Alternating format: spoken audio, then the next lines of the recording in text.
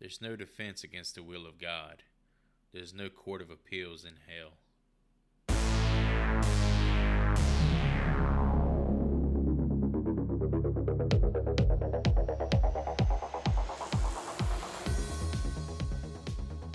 Take a seat, rip open those trapper keepers, and welcome to the Horrible Film School.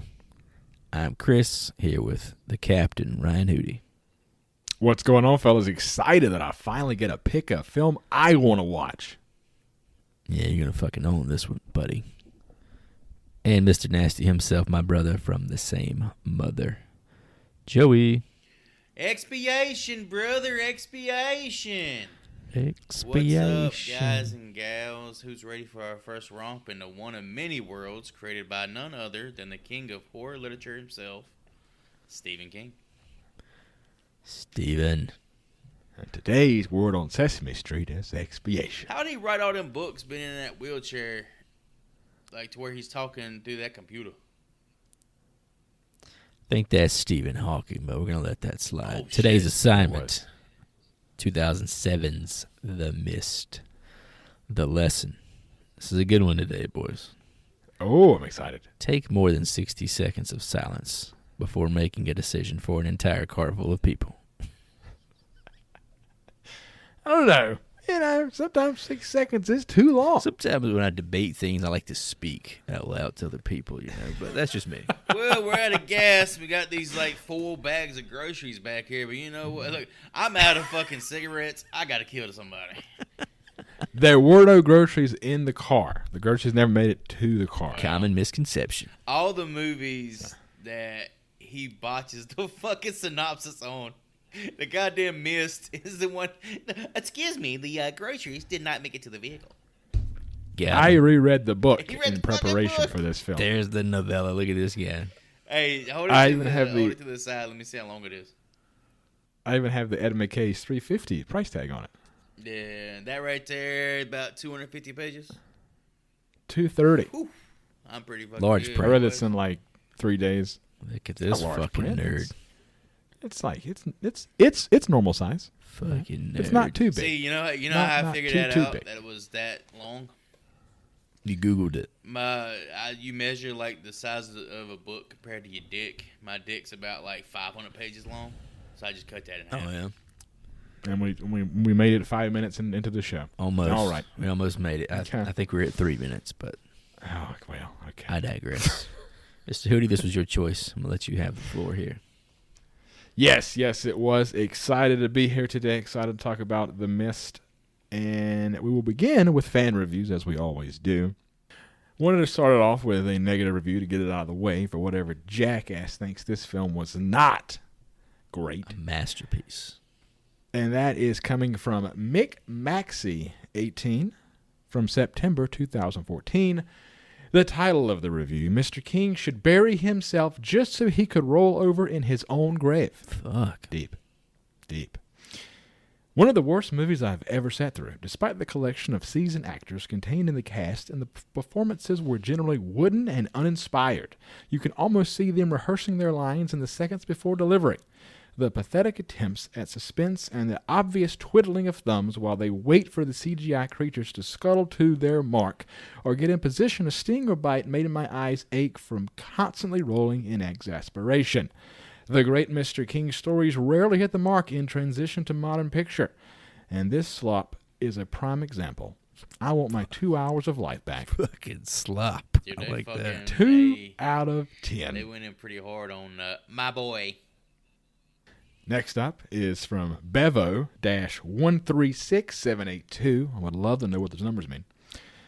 Titled, Love It, from April 2020. The heart of the pandemic. The pandemic just hit, and this person decided to watch The They were Mist. losing their fucking mind when they wrote this. It's very short. It just simply says, bloody great. That reminds me, I need to go to the grocery store. 10 out of 10. Motherfucking needed toilet paper. It's actually a good time to watch the movies after the pandemic because we've all like been kind of trapped, with people, and you see after a couple days in the movie how people react to something like that. I think it's kind of relevant to what we just went through the last few years. And I would say it's even back-to-back weeks of us watching a type of quarantine film. The Mist was written and directed by Frank Darabont, who directed Shawshank Redemption, The Green Mile, and was the creator of The Walking Dead, albeit none of those are of his own creation. I was about to say, aren't all those adaptations? Every single one of them. God damn it! So Frank, what do you really do here? I tell you what he did, Chris. Man, he's wrote like a few bangers.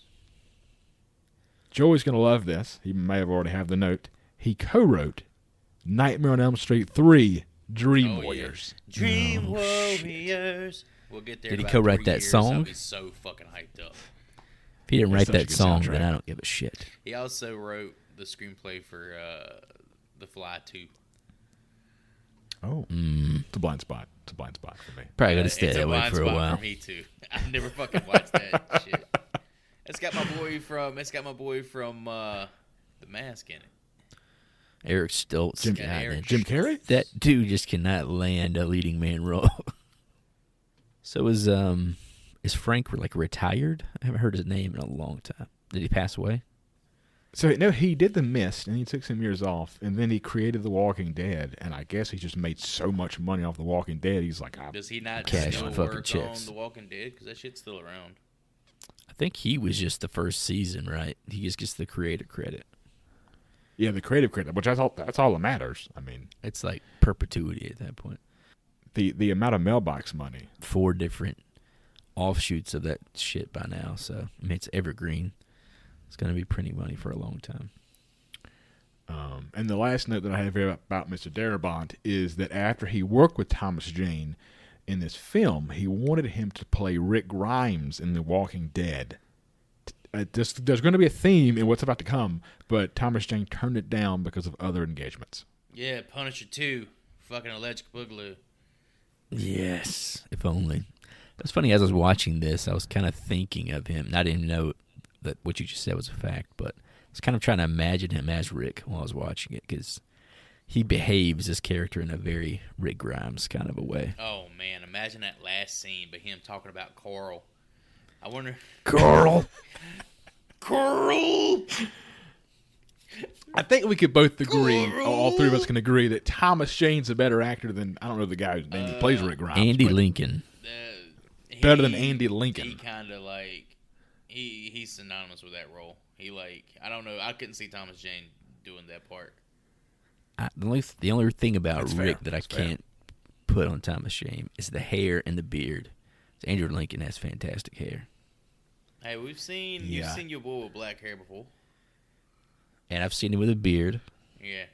Yeah, I was about to say that the It hair was he can terrible. pull off, the You know what beard that is shit not looks like? something. He has like way too good looking of a face to have a beard like that, you know. You know what his hair looks like in that movie, The Punisher?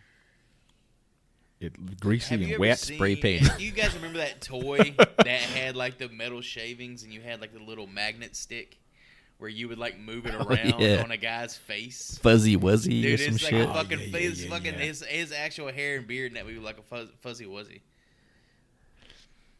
Yeah, yeah. Yeah, he's too Moving attractive for Rick Grimes. So get a little behind the scenes action here. I only have a few notes this week. Stephen King got the idea for the source novel when he was in a Maine market. When he noticed the front window was made of plate glass, he wondered what would happen if giant insects flew into it. Kind of on the nose. Pretty fucking obvious. And then the other note that I have before you guys kick in is Frank Darabont agreed to make the film with Dimension only under the condition that no matter what, they wouldn't change the scripted ending. They agreed by making him forfeit his directorial fee. Yeah, apparently he had to shop the movie around quite a bit for his desired ending, which we'll talk about later, and we'll see why it was so controversial in the movie space. But winding up with Dimension in hindsight is kind of bad, but hey, it is what it is. Dimension is the good Weinstein, though, right? I I understand. mean, either it's name a you're Black Cloud or associated with whatever. that name, it's still like doesn't look good. Yeah, he Yeah, that's produced Scream as well, right? Yeah, he's the Yeah, he really helped a lot of horror films. Also, a call out to y'all's favorite, and I guess my favorite as well, special effects. K&B, Greg Nicotero, did this film. It's probably how he got The Walking Dead as well. Yeah, I feel like this was about 10 different auditions for The Walking Dead baked into this fucking movie. See, I thought Cafe FX had some hand in the movie. I thought they handled... They may have they handled handled CGI or the practical effects? The 3 practical effects they used in the movie. I watched the behind-the-scenes thing. Greg Nicotero's in it. I don't know. I could have been a double thing. I'm sure it was. But the Cafe FX thing, apparently it was introduced to Darabont by Guillermo del Toro. So, pretty cool. We haven't touched on Guillermo yet, but looking forward to that. I got one question here. It's about Stephen King himself. A great writer, obviously. You can't deny the man's ability to write. He's, I think, the most prolific writer in the world, and he's genuinely good at doing it. But I read, was it last year, a book called Billy Summers that came out? Not horror related at all. It was a great book, though. I can tell he's a good fucking writer. Beside the point. My question is there any idea that this man has that people say no to? He wrote a book about, the name of it is escaping me, but it was about a killer cell phone. I think it's called Cell. Exactly.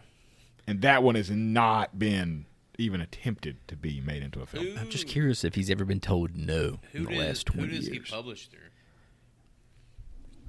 Shit, Doubleday? I figured maybe? he would have his own fucking company, his publishing company. He literally writes 2 books a year. I read his book on writing is fucking fantastic. Shit, that's 2 more than fucking George R.R. has written in the last 20 years. Can I get a hell yeah? Published by Signet.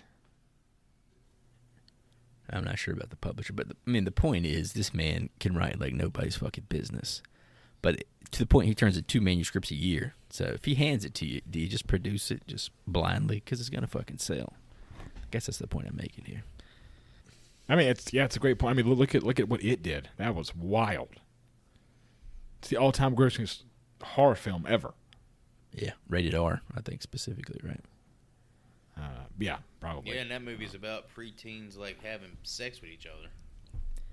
The man is known for incredible cool concepts and questionable endings. I'll say that much. I have some notes that the book and the movie don't connect a few spots. I'm going to bring up in the story beats. But I don't read a lot of Stephen King. I just don't know, just haven't really gotten around to it. With rereading The Mist, the way he writes is incredible. It's good. It's genuinely good writing. And it's not like that over-the-top asshole literature shit where he's trying to go over your head, you know. He's just fucking good. Yeah. I've put down books because of that before. Like, okay, bud, I don't need to be talked to like this. How dare you lecture me? Yeah, but Billy Summers was good. Yeah, it's like a Hitman thriller thing last year. But dude's still pumping them out. All right. Well, if you got nothing else, we'll jump right into the film. Hey, crazy lady. I believe in God, too. I just don't think he's the bloodthirsty asshole you make him out to be. Well, you take that up with the devil when you run into him. You just chat it over at your leisure. The Mist opens with David Drayton finishing up a painting of the Stephen King Dark Tower saga before a heavy storm sets in, forcing himself, his wife, Stephanie, and son, Billy, downstairs. While we're here, boys, David Drayton is played by none other than Thomas Jane, TJ. who is in, let's go on a pure Joey Hooey rant, who is in Face Off 61, The Punisher, Stander, Dreamcatcher, Stephen King, Dark Country, 1922, Stephen King, The Predator, TV series, Hung, and of course, everybody's favorite, Give 'em Hell Malone. I'm going to throw Boogie Nights in there. Boogie Nights, you left yes. out like Scott Pilgrim versus the World. That's a cameo, And yes. did Deep Blue you Sea. say Dreamcatcher? I did say did. Dreamcatcher. I Stephen done King. it. Oh, God. Such a I terrible movie. fucking love Dreamcatcher. I can't. You love Dreamcatcher? Wait till we do that movie. I watched this Is it shit hard? in This is theaters hard. with I my fucking mom love for my that shit. birthday, It's so good, and it was bro. terrible. Doesn't Thomas Jane shit something out in that movie? He's a think they all bad do. man, Mr. Gay. I did it. Ah, God, Donnie Wahlberg. It's not great. What's my boy's name from Homeland? I can never remember his name. Winters? No, he's Captain Winters. He's shit. Captain Winters in Band of Brothers. Fucking love that. I was gonna say that that's the HBO show. It's Oh. Damian Lewis. Damian Lewis. Yep. Damian Lewis is my fucking dude, and he's so. He's in good Dreamcatcher? Yeah, he's like He's the main villain. Like, villain. He's like Mr. Gray or whatever his name is. Mr. Gay. I It's gotta- not I Mr. gotta Gray. It's revisit it. It's Mr. gotta- Gay. That's what Duddits keep calling him. It's got a great cast, apparently. I It forgot does about have a it. good cast. I'll give it that much. That was all it had Dude. going for it. I'm gonna tell you what. In this opening scene, there's a fucking storm going on, right? There's a moment where the lightning flashes and it hits Thomas Jane's face just right. I bet in that opening scene with that lightning illuminating his face in such a dramatic way that Hootie fucking shot Sticky all over his damn britches. Guaranteed. I mean, I've seen the film probably 10 times at this point. I wasn't that excited, but it was nice. It was really, really The way nice. that, I'll say that. the way that Nice. lightning illuminated his face was like some Garth Brooks music video bullshit. Thunder rolls, baby. The Dark Tower painting, I want to go back to that at the beginning of the movie, is an actual painting painted by a dude named Drew Stuzan. This guy, he's well known for like a lot of paintings from like 80s movies like Back to the Future, Star Wars, Indiana Jones. There's also I think he did Conan the Barbarian. pretty much like Harry Potter and shit too. Like anytime you see like the cover of a movie box or like a poster that looks hand painted, it's gonna be this fucking guy. He's like the shit. Like all the genre stuff. the Yeah, sci-fi horror I stuff. checked out his like website. It's his work is like so good. The guy's super talented. There's also like paintings of the Thing and Pan's Labyrinth, like on the wall, as well as Shawshank. And, I did see and The Green Thing. Mile. I read all that same stuff that you did, Joy, before I rewatched it, and I couldn't take my eyes off Thomas. You know, yeah. so I Wow. still didn't see it. You mean to tell me TJ wasn't actually painting in that moment? Get the fuck out of here. So back to Joy's point of how much I do enjoy Thomas Jane's work. Became a huge fan of the man after the release of The Punisher in April of 2003. I was 12 years old, and it just hit at the right time in my life for me to be captivated. There's like a time in all of our lives to where there's just something about media that just sticks with us forever. That's why I'm obsessed And with being a this Ninja one- Turtle. Yeah. There you go. It's from like 10 to 12, right in that range. And The Punisher's not great, but to me, it's fantastic. So Fantastic. fantastic. And the last note that I have, going back to him passing on Rick Grimes, before John Hamm was cast, Jane had been sought for the role of Don Draper in Mad Men, but passed on it because he was making Dark Country. He directed that. Was he right? just allergic to television? He didn't see He the. directed. Yeah. He just didn't see the Directed golden Star age Trek. coming, I guess. Just got like, he just snake bit of passing up great roles. He was in The Expanse, recent pretty big sci-fi show that sci-fi canceled and then was bought up by Amazon. It's pretty good, and he's good in it, so he's still doing good work. You always talk about that, and I've tried to get into it, but I haven't jumped fully into the pool.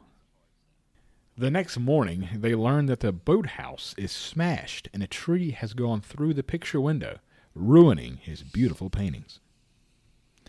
The family notices a mysterious mist coming from the mountain on the far end of the lake, and David goes to talk to his neighbor Brent about his falling tree on the boathouse. The two had a falling out a few years back when David was sued by Brent. David, Brent, and Billy, his son, decide to head into town for supplies. In this scene right here, Brent is driven a Mercedes to his, I guess, vacation home is kind of what they allude to what this is for him. Yes. Yeah, I think he's like a New York State lawyer. And this is just fancy New York this is lawyer. just where he comes to relax. Anyway, it's like it's smushed by a tree. The Mercedes used in the movie was actually a rental that had been damaged in an accident and was due to be repaired. But the production team paid to use it as is, but were told not to damage it any further but due to some miscommunication or just outright ignoring that, they fucking destroyed the seats, tore it up even further, just tore the fucking paint off of it, resulting in thousands of dollars in extra billings. Well, as TJ says in the film, that car was cherry. He smirks. Never heard anybody say that before. How excited was Billy to tell his dad and mom about their destroyed boathouse? So those exact lines are in the book. Exactly. Like verbatim. The way the kid says them and everything? Yeah. It's all smashed in, Dad. It's exactly from the book. Even when he trips over a fucking stick and says, whoa. Yep. Yeah, he trips over down power lines in the book. Jesus Christ. He's fucking jumping rope with power lines.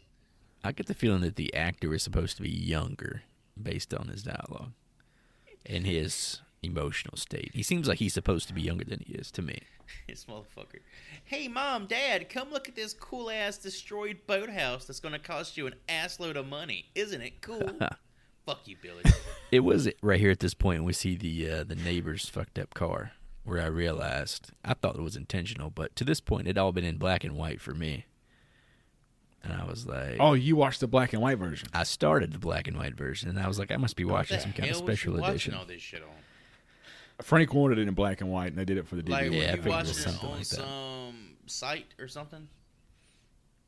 I was watching a curated copy. Then I realized it was on Netflix. Yeah, it's on Netflix. So I popped over and watched the pleb version in color. I watched the Blu-ray version that Chris gave me for Christmas about 5 years ago. I had the cool alternate cover. I remember that. You must have been an asshole to get something like that for Christmas. For 5 minutes he was. Fucking bad. Instead of giving you a coal, I'll give you something worse. Here's a fucking Blu-ray copy of this. So before we move along, we got to at least acknowledge Brent Norton, who is played by Andre Broger, if I say his last name, who was in Bauer, who was in City of Angels and Brooklyn Nine-Nine. Also He's a fucking asshole. Also in a TV series known as Jackie Chan Adventures. So. The animated the series. cartoon? Yeah, animation, sorry. Cartoon. What'd you say? Sorry, animated series. So in the book, just to not brush over this too much, Stephen King spends 50 pages at this point before they head into town. This first 5 minutes of the movie? Yeah, I was shocked at how little. Like, David Drayton takes his shirt off, starts sawing down trees, drinks beers, gets grocery lists, all kinds of stuff. I was like, why can't we get, Thomas Jane shirtless and sawing down trees? Shit. David and Brent discuss the Arrowhead project that has been going on at the local military base on their way to the local grocery store. Once they arrive, the store is packed with customers due to the power being out, and David stops by for a quick chat with his friend Ollie Weeks. Ollie Weeks, played by Toby Jones, who you may know from The Hunger Games and the upcoming Indiana Jones 5. So Ollie Weeks over here bringing up shades of Derek from our old grocery store service days. Oh, God. Anybody This else? dude's clearly a bagger. He's not a grocery manager. Anybody else get that fucking vibe? That's an inside joke. But How did he not get promoted in the last 50 years at that position he's obviously had? well, damn, you look at him. Ollie Weeks, as Hootie Well, said, he's assistant manager. played by Toby Jones, tied with Clint Howard for the ugliest man in Hollywood. No one's going to promote this guy up to fucking. He's not going to make up and down movements. He's going left and right. At the same time, because we've all worked in retail, I think Frank wanted him because of that. There's always that assistant manager in retail who is like one of the guys or one of the girls, not to be sexist. But yeah, I think it was a solid cast. I think this is the type of guy that's going to be up in the fucking rafters of the women's bathroom, peeking down to the little holes and shit. The local fire siren goes off, blasting the siren all over town, just as Dan Miller runs into the store shouting that something in the mist took John Lee, as blood is pouring from his nose. Dan Miller is played by Jeffrey DeMunn from The Hitcher, The Green Mile, and, you guessed it, Chris, The Walking Dead. Yes. Dan comes running covered in blood, talking about something took John Lee. Man, fuck John Lee and these pomegranates and SpaghettiOs in this fucking grocery store. Deuces, I'm gone. Somebody come in there covered in blood and starts talking about, there's something out there, I'm out. Yeah, Nevada really reacted in a concerning way. Oh, okay. What's going on here? A lot of the reactions were fucking bizarre in this grocery store, man. I wasn't looking at my fucking screen. I think I was looking at my phone when those sirens started blaring. The fucking, I started rapping the Childish Gambino song, shit. Bonfire. COVID back. Because it opens up with that siren and shit. Yeah, that's right. Yeah, I love that fucking song. It's so good. So he'd already seen the blonde lady in the checkout line at this point, right? And he was giving her the "I want to fuck you" eyes, or was that just me? Amanda Dumfrey, yes. What was that little aside about? I thought we were supposed to root for this guy to be. We will get there, Chris. I had a feeling he wanted to fuck this lady Don't immediately. you bust that nut just yet, okay, bud? He lessens his esteem. Well, we'll get there. All right. Everyone in the supermarket is shocked and immediately locks the doors. Nobody lives. Miss Carmody claims that the mist is death as the supermarket shakes with light fixtures falling all around. Miss Carmody is played by Marcia Gay Harden from Mystic River and Pollock. Pollock is fantastic. This lady was miserable to watch. Yeah, she, I think she was very apprehensive about actually accepting this role because she'd never been in a horror movie before. But I think she did a really good job in the role, making the audience hate her as a character, and definitely cheering for her demise. She was into the Wild. I don't know if either one of you guys have ever seen that movie. One of my favorite movies has got my fucking man crush, Emil Hirsch, in that bitch. That's my dude. So I watched The Mist, and then I fell down a Thomas Jane new movie rabbit hole because I tried to see what the man's up to now. And I watched a movie called Dig that came out this year with Emil Hirsch, and it was god awful. It's probably really bad. Emil Hirsch has fallen that far. It has a 9 on Rotten Wow. Tomatoes. He was just in Damn, Speed Once Racer. Upon a say it Time in ain't Hollywood, so, bro. wasn't he? Yeah, it's got Thomas Jane and his daughter in it, so it was a love project He was as well. in Speed Racer. That's why I said Speed Racers. That ain't Girl Next Door, buddy. fuck God, dude. I jacked off. I mean, I watched that movie so much. Timothy Oliphant, man, that mouth. Oh God, dude. Anyway, bringing it all right, back I know in. this is all. I know it's all serious. These people are going through like an earthquake. Everybody's fucking. Yeah, they're gonna die, Joy. Everybody's panicking. Everybody's shitting themselves. I know where my ass would be in that situation. I'd be in the back, double fisting Little Debbie cakes and strawberry Nesquik. Can I get a hell yeah? Hell yeah. There we go. Hell yeah. So desert island scenario. You can only eat one Little Debbie treat for the rest of your life. Chris, go. Fuck, that's a good one. Oh, I got one. Can I in the do a chamber, double-decker fudge round? That's an acceptable answer. Those are good. Damn, I wish I had one of That was those a banger. right now. I'm doing Nutty Buddy all day, every day. You go fuck up the roof of your mouth, though. All I right, don't I'm give a about to throw shit. y'all a fucking curveball. As I'm known It's a to strawberry shortcake or some weird No, shit. No. Ooh, the little pumpkin flavored jack-o'-lantern things. Good too. I got a damn. Swiss cake I got a rolls. fucking half-eaten box on my fridge right now, and the pumpkin Swiss rolls. I fucking love the thing. Raisin cream. Oh, they got pumpkin raisin Swiss rolls cream now. pies. Raisin cream Raisin pies. cream Raisin pies. cream pie. I feel like I grew out of those. Nah, I grew into them. I don't like raisins. I don't know if I can. I Fucking like love raisins. raisins, man. Oh my God. So, in comparison to the oatmeal cream pie, there's a lot of cream pie Damn, talk. I like oatmeal cream pie. Which one? I'm gonna See, tell you right it's now, better. I like all kinds of cream pies, if you know what I'm saying. I'm gonna hold off on the oatmeal cream pie. This Nah. could be the last one I pick up. There's this store up Okay, in I haven't Eden. had one in years. There's I this didn't know. store up in Eden that makes oatmeal cream pies like by hand. Like some All of the the homemade best stuff, fucking yeah. cookies I've ever had in my life. A lot of icing. A lot Oh of yeah. icing. This thing I had is a feeling. it literally is so it's got so much shit in there, you pick it up and the cookie like bends around your finger. Somebody who is not from the South right now listening to this show is very confused. What the But fuck we will- is wrong with these? we will- fat They got We will bastards? like move they got along. fucking scones and shit. I did They have ain't a got pumpkin trans fat scone Little from Debbie's. Starbucks the other They day. It got was fucking delicious. fish and chips. Oh wait, that's just European people. Never mind. That's Carol from The Walking Dead decides that she has to go home to her little girl Carol. and leaves the supermarket alone. I didn't look at this lady's name. There's too many actors for me to go through every one of them. It's Carol from The Walking That's Dead. pretty much what I got her in here too. Yeah. Same haircut. It's like this she didn't put any effort into this fucking audition. Well, this was before Walking Dead, so I think It's she the didn't put any same effort into fucking Walking character, Dead. man. Here's you say that about her audition. I think she actually got like a fucking standing ovation for what she did in this little bit of a scene, like from everybody in like there. Like apparently she like went in hard on this. This is like the best acting in the entire movie. Anyone walk a lady home? Jesus, that's a bold take. I mean, And that's also exactly from the book. What she says is exactly from the book. she walks out into the mist, and I was thinking because I used to watch The Walking Dead for like the first 4 seasons. I was into that shit. Is this Carol's origin story? Is It's the same character, Is dude. this how the fucking zombie apocalypse started with the mist? We do see her at the end, not to be a spoiler alert, but Yeah, she has her daughter with her that she, spoiler alert, child. eventually loses in the show. Well, in The Walking Dead, she had like the drunk, abusive dad of the kid, right? yeah, That was- what's at the dead of the kid? I don't remember. Yeah, Carol was a She whore, so lost a maybe lot of not. steam.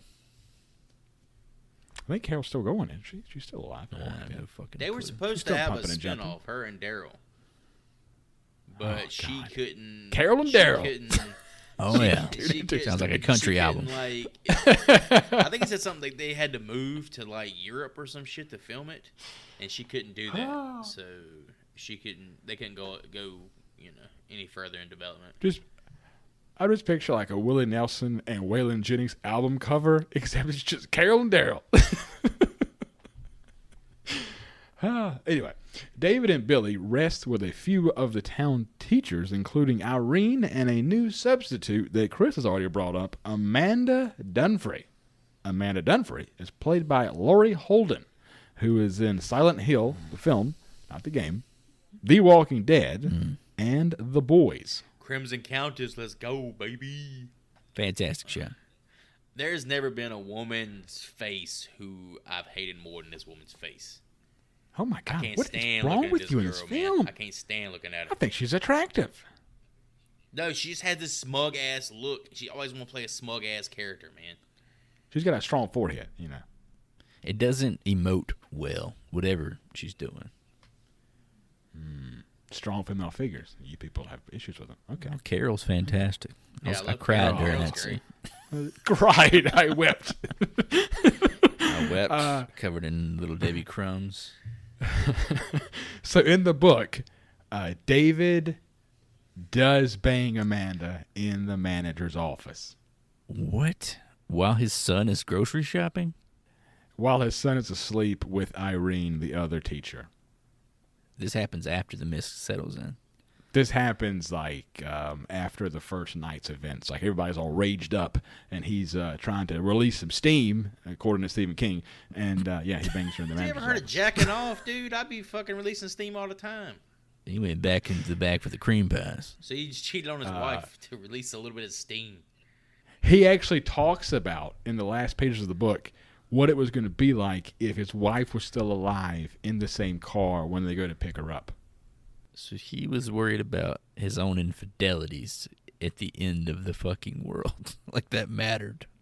He also said that at this point in time, it doesn't matter. We take it like minute by minute, but he did think for a second about what his wife would say.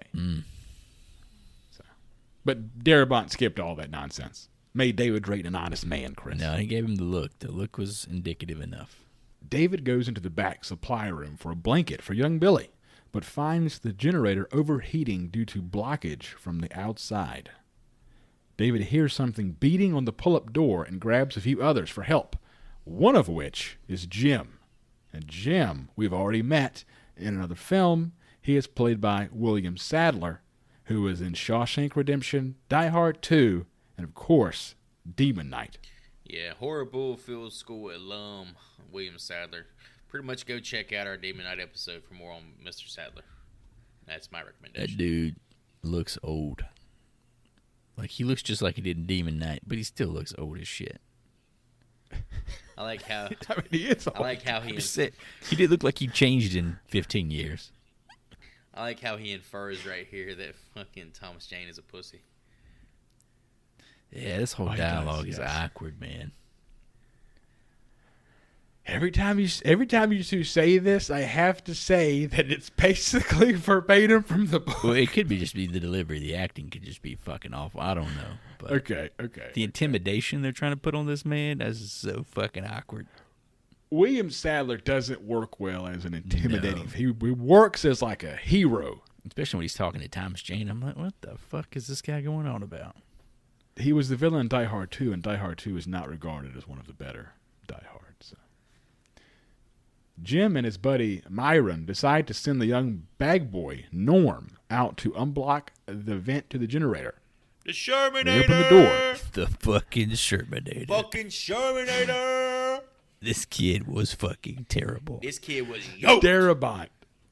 Darabont claims he didn't know that he was a Shermanator before he auditioned. That's the Shermanator, boy. He out here damn fucking all over.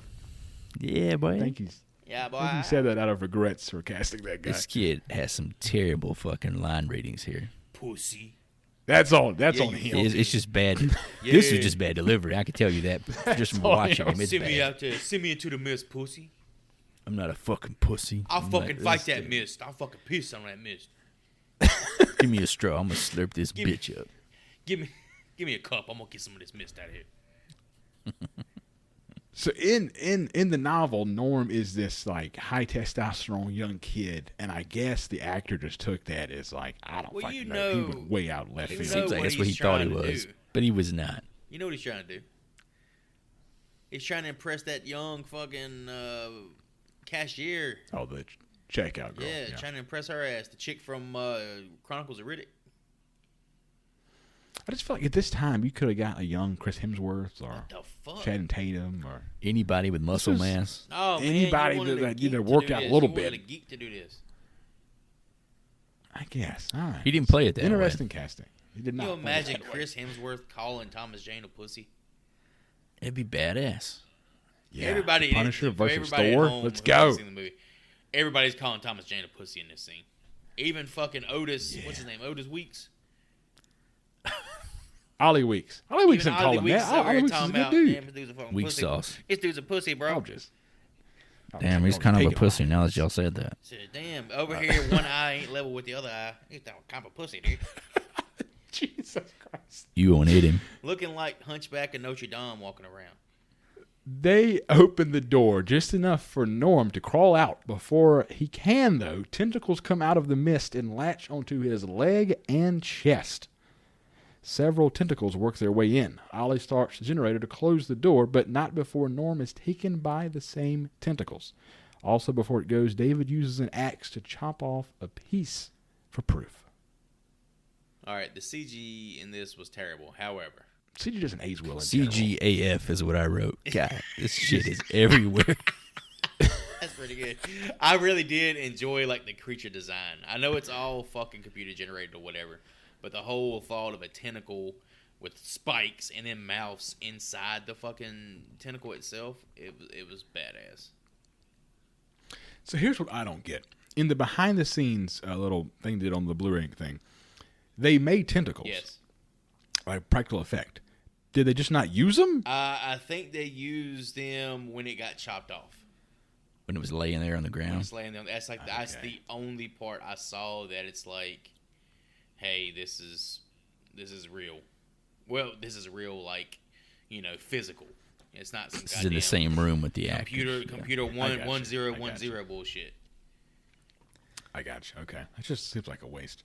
Yeah, Sherman's whole death shriek and all, it was just fucking. It was a rough little sequence. Man, there. that was so You cool weren't sad when to they're see him doing the go? damn squibs and shit, and his fucking like he's getting bit on the leg and chest there. That was badass. I thought that was great. But His the chest was went the out. way that the CG was smacking him though. It's just like yeah, it was bad. It's not as bad as some stuff coming up later on, but David punches Jim in the face for getting Norm killed. Ollie and David realize they have to tell the others what happened because the entire front of the store is plate glass. Easy for those tentacles to burst right through. I like how they just realized that. It's been, an Yeah. hour or two. That was what kind of a confusing revelation for me too. Tentacles. The whole front wall is made out of glass. Plate glass. What the fuck? You ever been to any fucking store anywhere before? David tells Brent what happened at the loading dock, but he is having none of it and thinks they are playing a trick on him. Everyone else, however, in the market now realizes how dangerous the situation is and begins to board up the plate glass windows with bags of dog food. He said, yeah, tentacles in the mist? What, y'all watching that hentai or what? You white boys is crazy, bro. Like a little tentacle porn. You white boys is crazy, bro. This whole tentacle argument, it's like a bit that just kept fucking going. And like, I know y'all playing a joke on me. Y'all trying to get me back. I'm like, I just couldn't understand what the fuck this guy was thinking. It's like one of the biggest barriers for me is trying to understand why these people are that one not guy, reacting the together. One guy's like know? a judge, right? Or like an attorney or some shit. Yeah, he's an attorney. He's all in New York about City, like yeah. logical Brent. thinking and shit like that. Who thinks there's like a bunch of tentacles in the mist? Why the hell would these guys to go through this elaborate thing to play a fucking Cause prank he's an on them? out of towner. He's an out of towner. This is a small town. Oh, here we go. You know what? You This know is the what the xenophobia. fucking undertones are, baby. It's a racial thing. It's a racial thing. Because they sit down and start chugging Budweiser as soon as they get back into the grocery Hey, you know what'd be Specifically. funny? You know what'd be funny there, Jim? What's that, Myron? Yeah, that's gonna be tell this motherfucker there's a bunch of snakes up in the damn mist. Let's go Have kill all his not dumb snakes, ass. man. Snakes, that sounds too real. What about tentacles? It's like 10 minutes of conversation, though, man. In the novel, they really are. Stephen really hammers home them slamming Budweisers during that conversation. You know, Ollie's over here taking two, clacking them like together. and Stone fucking Cold and turning them up, Budweisers. Dun, dun, dun, dun, dun. baby. Fucking Ollie. Ollie just kicked him in the nuts, stunner. Ollie goes in, boy. Mrs. Carmody is scaring everyone with her Old Testament preaching about Judgment Day and how her God is punishing them all for their sins, calling for blood. The sane group realizes that they need more protection than the store has to offer. Amanda pulls out a .38 special that her husband makes her carry when he's out of town. Ollie takes the gun due to the others claiming they've never shot a gun before. Mr. Thomas J. This is like an hour into the situation. Am I correct here? Something like These that. people are losing their fucking minds, Oh, man. they are fucking going bananas. This was the hardest barrier of entry for me. I just could not understand what the fuck anybody was doing. I can't believe you skipped over the greatest quote in the entire movie. Oh, That what is came this? I from Miss skipped? Carmody to Amanda. She says to her, "The day I need a friend like you, I'll just have myself a little squat and shit one out." Shit, what out? Boom, roasted. That was delivered so This awkwardly. lady, too, just Good lost her boy. shit quickly, man. Well, okay. The movie did a terrible job of doing this. She is in the book considered just a town quack, and she's brought up a lot more than what the movie does before this part happens. Yeah, I feel like her introduction was already at like fucking DEFCON 11 or whatever. Yeah, she owns an antique store. She's into like witchcraft and shit in the book. Witchcraft. I thought she was like super Christian. Or like voodoo. I don't know. It's whatever. Some of that weird shit. I'm not, Remember that? I'm not down with the Satanist, Chris. I hear you. And going back to the shooter conversation there, where Ollie, is it Ollie? Otis. Ollie Weeks, yes. Well, that guy, because it's not Otis. I used to be like a marksman, whatever. Why do they not ask the military guys? Aren't they obviously the best shooters? They're not even brought into the conversation. That is very true. They do this for a living. They're very quiet there. They don't interact with anybody else. Yeah, but still, I'd be like, well, ask that fucking guy. He looks like he's killed a few people. That makes a little bit too much sense for this movie, bud. I tried. We're going too deep. Let's see. Brent, in the meantime, is leaving the store with a small group of followers. David ties a rope around one of the members to see how far he gets into the mist. The rope takes off, and David is forced to pull back hard, only to pull back the bottom half of the man who he tied the rope to. Best effect in the fucking movie, obviously, is the torso. Because it looked real. I don't know if it was or not. The legs. It looked good. Yeah, sorry. The bottom half of the man. Something got the torso, Chris. And the whole scene with the rope, the way it plays out is, again, it's not a bunch of in-your-face CGI shit. It's a lot of implicit, more disturbing. Well, You get to pull back to leaving the a little legs. bit It's to the good. imagination good is sequence. what makes it even more terrifying. That's like the best use of the mist in this movie is not showing fully what's in the fucking mist. Oh, yeah, completely. I think it's the mark of every good horror film. Don't show the monster too much. Night falls on the supermarket, and giant mosquito-like bugs crash onto the plate glass windows, only to be eaten by a larger flying creature. And here, boys, is where I have a note that the CGI does not age well. CGI AF. Whew, it's just hard to Kind of watch. going back to that review you topped us off with at the beginning there. This genuinely looked like the actors were sitting around and waiting for something to pretend to fly at them, you know? Well, no, Like I could see that in the performance. this is what they were seeing while that was happening. As what they're called tarot buzzards. While they're hitting the actual like glass, the crew of the film were actually hurling baseballs at the facade of the store. And that's what's cracking the glass, and they just cover that up in post with the like CG monsters. So they're actually seeing stuff going on in these moments, but they're not really reacting the way you think they should. To be like end of the world, scary monster about to eat my fucking face. I didn't feel it. That got through a dinger. Fucking curveball. I could also just see Frank Darabont in the parking lot throwing a fucking baseballs at a grocery store. Somebody get a damn machine out here. My arm hurts. The checkout girl, so the bugs break into the grocery store. The checkout girl gets stung by a bug in the neck and dies. David sets one of the flying creatures on fire, just as Ollie kills one with a few rounds from his trusty .38 special. This character, her name is Sally, and earlier in the movie, she almost hooks up with one of the cadets, or I think his name, he's a private actually. Private. I got a little note here saying, I don't think that's the way she wanted to be penetrated. That bug stinging on her I think face. this girl died a virgin. Is that the implication? Yeah, I think so, yes. She's looking like fucking Pearl from Damn it, Blade. Augie. Whatever his name is. She looks like Pearl from Blade right here. Y'all remember Pearl? How she... Yes. Big motherfucker. Daywalker! She held the bug, and the CGI with the real hand just, man. Yeah, when you push it up against something like that, which, like, obviously technology's come a long way. Like, in House of the Dragon, when they're touching a dragon, it kind of looks like they really fucking are. But back then, this shit just does not work when you put the flesh up against it. But at the time, in 2007, it was not that bad.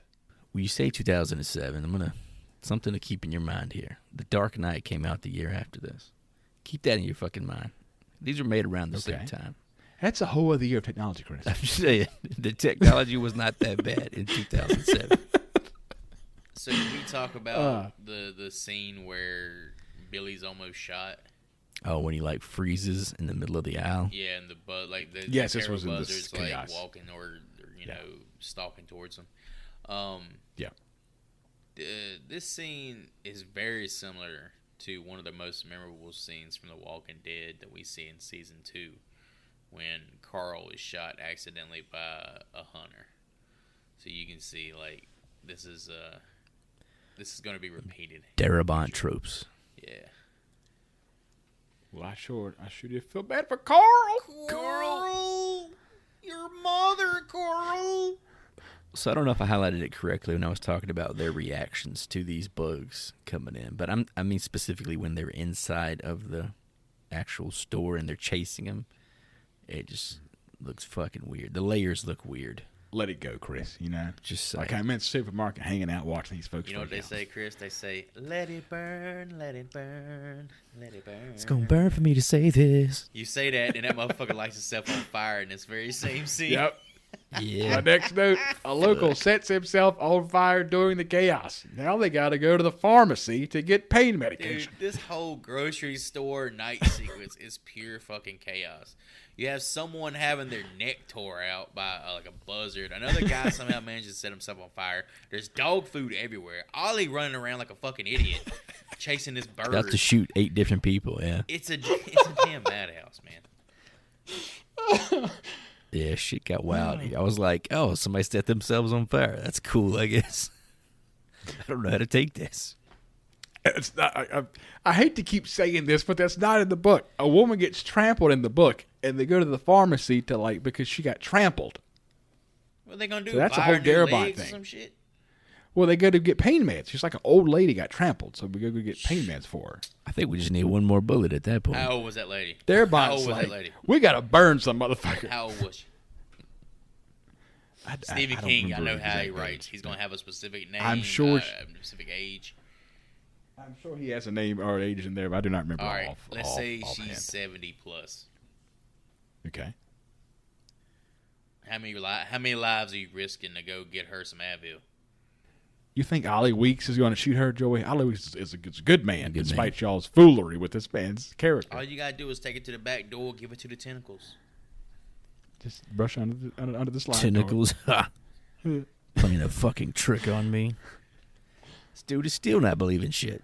Before they go, David and the others in his group, Dan, Amanda, Ollie, and Bud Brown, the store manager, decide that after the pharmacy, they have to leave and head south before Miss Carmody, playing Jim Jones, makes everyone drink the Kool-Aid. And I'm not sticking around for everyone to drink the Kool-Aid. I like that There's line. this old geriatric in the movie, like some old teacher just retired. And she fucking, when Miss Carmody is going off on a tangent, bro, she fucking domes her in the She head. Tom Brady's her ass. She domes her in the head with, she domes her with the fucking with the Campbell's chunky, bro. Yeah, she didn't even do like the small one. She did like the fucking full-on man size. She fucking sidearmed that shit. And in this scene, with the conversation about leaving, is my favorite line in the film, delivered by Thomas Jane, of course. Who else? The medicine's over in the medicine house. You take away technology, you throw people into the dark, and you scare the shit out of them. No more rules. You will see how primitive they get. The crew makes their way to the pharmacy next door. They arrive to find that the door has been propped open the entire time. I had 2 notes about this pharmacy before we go inside of the building. One, in the pharmacy scene, David Drayton is collecting a comic book for his son Billy. Frank Darabont proposed that Thomas Jane should grab a copy of Punisher War Journal. Jane declined Darabont's request because he had a falling out with the producers of the film. He instead grabs an issue of Hellboy. A shout out to his friend Ron Perlman. Y'all motherfuckers said I looked good in that movie. Then I looked at it, my hair looked stupid. I ain't getting no Punisher comic book. So is this about Warzone, Punisher Warzone? Punisher War Journal. It's two separate series. Oh, okay. And the other note that I had, Joy would like this. The game Half-Life was inspired by the novella The Mist. In the game, the main weapon of choice is a crowbar. When the group enters the pharmacy, one in fact uses a crowbar as a weapon, that being Jim. I think you got that backwards. That game come out before the movie. No, The novella. Not the novella. It's based off the Did novella. they say does he really go into detail about all the fucking weapons they walked in there with in 250 pages? Stephen King would, yes. I think, yeah, he does talk about a Jesus crowbar. Christ.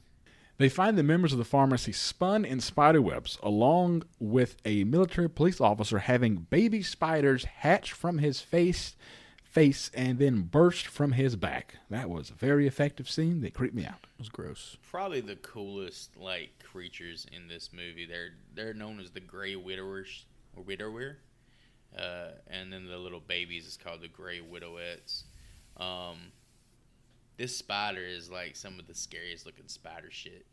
You already have a really scary arachnid looking thing, but then it has human teeth. That takes it to another level of creepy. Pennywise, Yeah, the anybody? Teeth are quite creepy. The acid webs are fucking tight. Yeah, it's just dope. 2 members of the group die, but the rest make it back with supplies. Miss Cromartie has a much larger gathering at this point, and David Drayton's group is growing smaller. Before they leave, David goes to talk to the soldier about where the mist came from, only to find out that the other 2 soldiers have hung themselves in the loading dock. Now, is that a guilt, or is this just like, I know this bitch is going to do something crazy, like boil our faces in acid or something? I took it as they felt guilty for what they unleashed, directly or indirectly. Guilt. Yeah. I mean, I would feel First of all, you know that one guy's guy's Catholic. He wouldn't have killed himself. How do you know he's Catholic? Moving on. Nice. Jim, who is now with Miss Cromartie, drags the soldier out, and he explains that the Arrowhead Project was looking into other dimensions and how to open them. They throw him out of the store for the creatures and sacrifice. Yeah, this is Private Jessup, played by Sam Witwer. This dude he does so much fucking voice work on like all the fucking Star Wars video games. His Palpatine voice is like legendary. It's so fucking good. The young guy? Yeah, Sam Witwer. The guy with the really angular face, is how I like to describe him. I've never seen this guy before. He does his voice work for like Star Wars video games and animated TV series. But over the past 14 years, he's credited with over 20 projects since like 2008. Like all Star Wars related. All voice work? Yeah. Shit. Wow. That's impressive. He's got a unique look, like a kind of an unusual complexion too. He was actually in the pilot for The Walking Dead.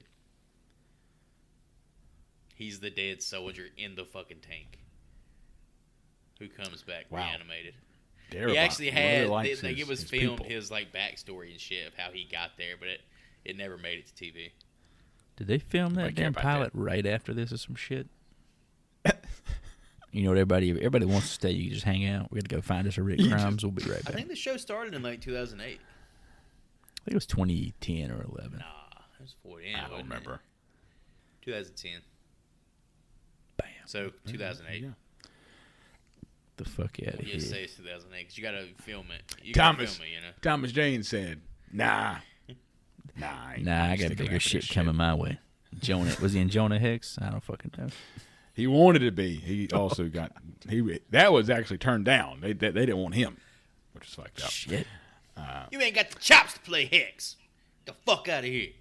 You ain't no Josh Brolin. Look at your face. It's too perfectly aligned. David and his group try to escape, but are stopped by Miss Cromartie and her congregation.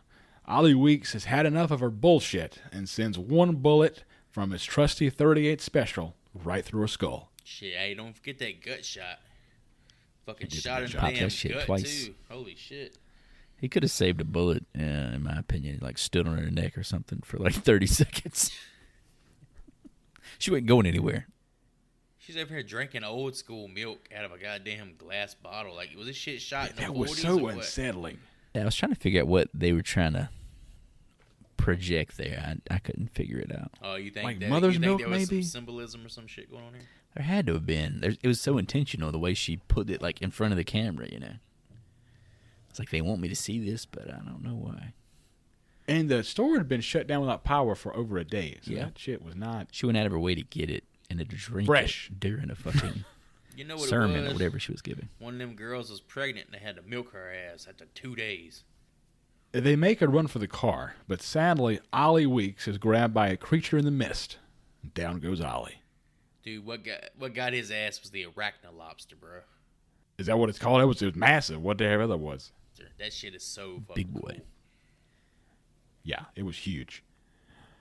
Only David, Billy, Amanda, Dan, and Irene are left, and they leave in the Land Cruiser. They drive to the Drayton's house, only to find Stephanie dead, hanging on the side of the house. They keep moving south until they run out of gas. So the discovery of the wife here is also very reminiscent of It, when Billy finds Audrey in the sewers, like all spider webbed up in the corner. I don't know if you remember that. Yes, but that makes sense though, and I guess this makes sense as well because she was outside, like working in the yard. It's just very convenient that she's outside of the house Yeah. where he doesn't have to get out of the car. He's like, ah, shit, there she is. Okay, well, I guess we can move along now. You know what, Amanda? It wasn't a bad idea. Let's go pick up Amanda. What is she up to these days? Oh, she's right beside me with my son sleeping in her lap. And the fact that the son slept through the entire discovery of... He sleeps a lot. He sleeps... Like I said, I feel like this kid should have been like 4 or 5 years old, because that's how he acts in this fucking movie. With nothing left to give, and the creatures approaching fast, the group decides to use the last remaining 4 bullets on themselves. With 5 people in the car, David is left to live with the consequences of killing his own son and the others. As the military rolls into town immediately after, literally 5 seconds after he completes this act. Right? David leaves the Land Cruiser and awaits his death by the creatures. However, the military finally shows up with the cavalry, and David drops to his knees and screams out in holy agony. The lesson that I opened the show with. He just looks around this fucking car. Nobody says a word. And they hold it on old dude for like 10 seconds, and he's just... In his mind, I'm like, okay, I'm trying to imagine what this motherfucker's thinking. He's just like, he's looking around like, huh. You know what? He's fucking right. Nobody has said a word. They just played that moment out really fucking long, man.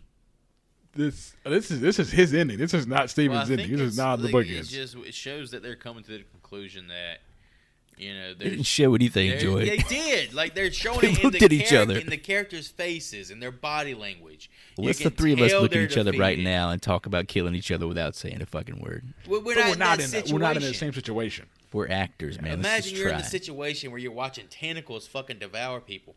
Lobsters walking around devouring people. Spiders shooting silky cum all over you that burns your body. And you're fucking trapped. You left the food behind for some reason. You forgot your food. Well, Ollie got killed. He had the food. Yeah, they were going to sneak it out. Old chick hid it from him, remember? That motherfucker. Ollie grabbed one bag, though. In that situation, it's like, all right, are you going to go out on your terms? Or are you going to go out on this monster's terms? You got to always take a chance. This dude has a child. This is why the ending doesn't fucking work for me. See, his son is in the fucking car with him. Yeah. There is no way. I think that's having a child thing. There's no way you shoot your fucking kid in that situation. No way. Hey. Would you rather a creature get him? It's been like 2 days. Devour him. It's been his head 2 off? fucking There's days. no man. escape. You seen The Last of Us? It's been 2 fucking days, man. You just keep going. There's no way. How do you keep going? They could just sit in that fucking truck for another 30 minutes and they would have been Kill fine. the goddamn giant don't know behemoth that. monster they just saw walk by 2 seconds ago comes back and fucks you to death. They were out of gas for like 10 seconds before they decided that they needed to kill each other. Literally, if you're sitting there, put the subtitles on so you can hear or see what the hell's going on. There's literally There was monsters nothing being spoken. You don't need around, subtitles. all around the vehicle. There was sounds. Yeah, there was all You can around see the vehicle. any fucking thing. It's a fucking mist. You never can. In That's why you're not going to Yeah. survive. You can't see in the This is mist. exciting. All you had to do was sit there for another 5 fucking minutes. Nah. Well, ain't got you time know for that. They didn't.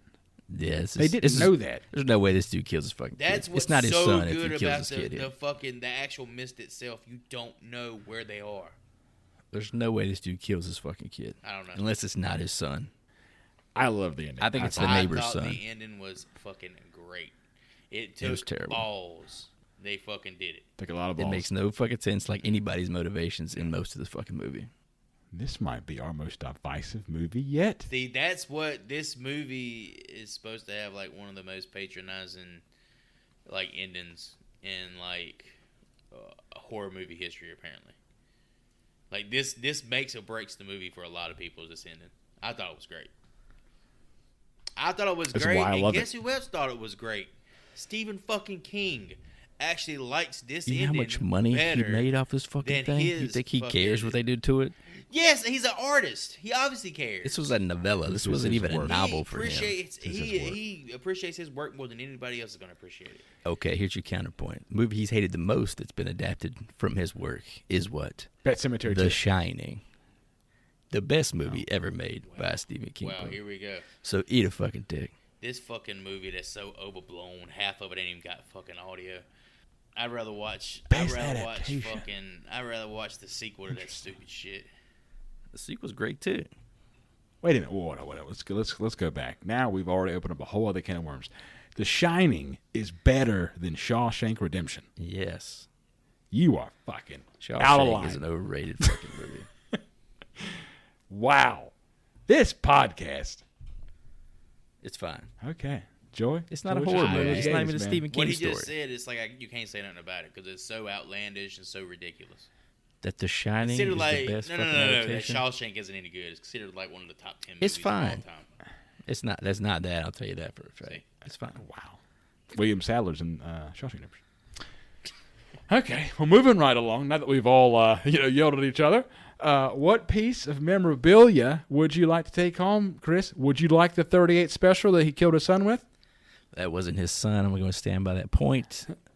I want to take the Thing painting out of the studio because I want a piece of a different fucking movie out of this movie. Okay, Joy, what do we got? Motherfucker gonna steal my thunder. You should went with me first. The Thing movie poster, obviously. I actually went onto Drew Struzan's website after the movie and tried to order this one, but it was out of stock. Fucking COVID. Am I right? Damn it. You can buy that? Yeah. Oh, All that's the cool. posters in this movie are actually available. This is work he's done in the past, except for the Dark Tower. That one he actually painted for this movie. And there was a lot to choose from this film, considering that it was located in a grocery store. If you want, Little Debbie's or Budweiser's, apparently. With that being said, give me what David Drayton does best: the Dark Tower poster of the Gunslinger. That would look incredible in my movie theater. Yeah, I did like his profession. That was kind of unique. Never seen that in another movie. Wish they would have done more with it. So with that, with all of this debating and yelling and shouting about an incredible ending, what did we think of 2007's The Mist? Yeah, I know I've talked a lot of shit about this movie, but this was a great choice by Hootie, and another movie that earns a B for me. By now, everybody knows I keep a stiffy for anything creature-centric, and The Mist is chock full of them, even if they're almost exclusively computer-generated. Sadly, the CGI looks like shit about half the time, but it really doesn't take too much away from it from me.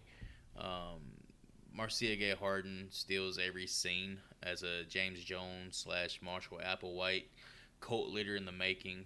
Overall, it's a tense and suspenseful film that's mostly faithful to King's original novella, from what I've heard. Aside from its ending, which is one of the most ballsy and gut-wrenching endings I've ever seen, and I fucking love it. Ask yourself, what's more frightening? The literal monsters in the mist, or the metaphorical monsters that dwell within a fearful and impressionable mob of desperate people? Give the mist a watch and discover the answer for yourself. This was a tough watch for me. Jesus. After praising Record for being short and scary, this hits on the complete opposite end of that spectrum. It's too fucking long. Zero terror in this whole movie. It felt bloated. The conversations and debates amongst the characters during the second act, in particular, were just completely fucking weird. To me, the drama should have been in the circumstances as opposed to the fabricated mess we got here in the store. The heavy CG was terrible, and again, the mist itself was the best effect for me, hands down. And they didn't utilize it enough. More mystery would have done wonders here. Not to mention that bogus-ass ending. This dude is clearly not the father of this child. This gets a D from me. I am speechless right now. This is the definitely the most divisive film yet of the entire show. I did not enjoy this. Wow. Okay, let me save the film that I chose for this episode. It's going to sound a lot like what Joey said. My pick for this week, being 2007's The Mist, is in my top 10 favorite horror films of all time. From the incredible ensemble of character actors to the tasteful adaptation of Stephen King's work, this movie to me is very close to perfect, albeit the CGI is bad, but I give it the okay because of the times. Thomas Jane is up there with me with Bruce Campbell as far as B-movie actors, possibly high-end B-movie in regards to Thomas Jane. The ending is what does it for me. The ending is ballsy, as Joey said. It's beautiful. It's incredible. It's what it needed. I love this film. I give this film an A. A fucking A. Fucking A. A Yes. right, bro. A1. Let's go. All right, boys, with the mist behind us, let's recap these audience score guesses from Rotten Tomatoes for The Mist. We'll go in ascending order, starting with the low man, Mr. Joseph. Dropped to 65 on this bad boy. I said 75. Hootie said 82. You said 75? I did. What the fuck movie Overestimated was you this. remembering? He wanted to love it. I disliked it more than I did the first time, I'll tell you that. The audience score for this is a 65, Woo-wee! On the money. which puts Joy right Goddamn, on bro. Monday. See, I knew that fucking ending right there. It's a good movie. People hate that fucking ending.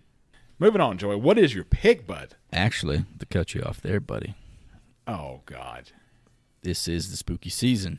We have an October episode coming up, so our next assignment shall be Halloween 2. We going back to Haddonfield, baby. This must be my time. It's my time down I'd be here. pissed, Joey. It's their time up there. It's my time down here. All right, we're going to hop on YouTube and watch the trailer for Halloween 2 from 1981. And here we go. What's he got, a fucking machine gun?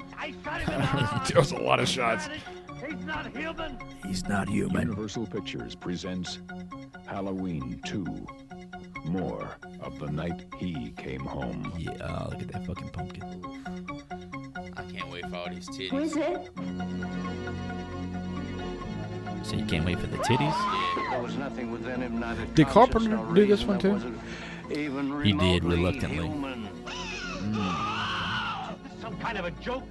I've been trick-or-treated to death tonight. You don't know what death is. Jesus. Look at that action. Janet, Oh, shit. go tell Here he Mr. comes. Garrett we're having trouble with the phone. Not Janet. Oh, where's she at? She gets in that jacuzzi, There is boy. no place to hide. He will always find you. It's a bunch of Oh, random what the shit. hell? What is It's a this? Celtic word. It means the Lord of the Dead. Sam Hain, baby. Dun, dun, dun, dun, dun, dun, dun, dun. Greatest fucking score of all time.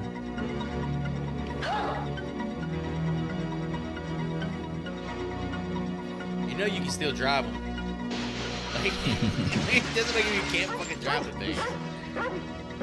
Everyone's got to be fucking with some dogs. Mr. Garrett? It's a long trailer for the 80s. Damn. Fuck. It's clearly a bed sheet, Michael. What the fuck's going on here? They just stabbed his shit 3 times. Michael's Yeah, ever look, been considered a smart He man. is being very deliberate in steps going down. Oh, just walk right through that. Damn. Fucking hey.